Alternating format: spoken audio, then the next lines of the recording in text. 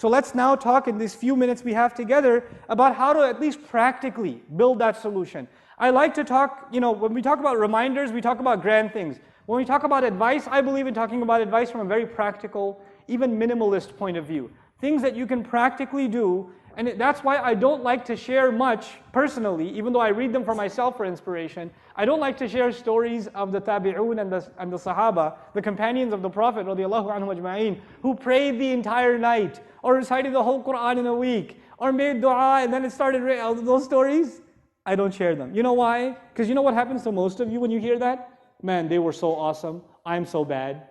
Asalamualikum. That's the end of the... Man, Sahaba were really cool. I'm so going to hell. That's it. That's it.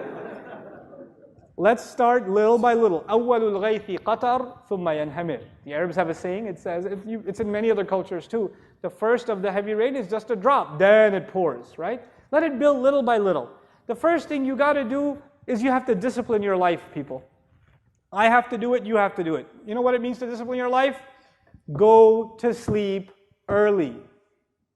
Pray Isha and go to sleep. Don't go to the hookah joint until 12:30 a.m. Don't go see a movie. Don't go hang out with your friends. Don't watch Islamic lectures until 2 in the morning. Do not. It is not beneficial for you. Pray Isha and go to sleep and wake up early. Wake up before Fajr. Give yourself 30 minutes, 15 minutes, 20 minutes. I know it seems impossible. It's only impossible because of Netflix at night. Okay? That's the only reason it's impossible. Give the nightlife up. Let the night be for sleep. At least you're not accumulating sin every night. At least you're not burying your heart under more sin every night. At least you're sleeping. At least you're innocent for that much. At least that much. Then you wake up and you pray. At least start with a routine of praying Fajr on time. Start with Fajr on time. And the guys here, at least once a week, guys, make it to the masjid for Fajr. At least one. I don't ask you every day. Just one day a week. Give yourselves one day a week. And you don't catch the second rak'ah right before the salam. Right? And then after you finish making it up, you're like, oh, masjid today. It's right. You're like pointing at the right hand. You wrote that down? You got that? You got that? Fajr? You're like, yeah. Get to the masjid early. Let me tell you something about Fajr in the masjid.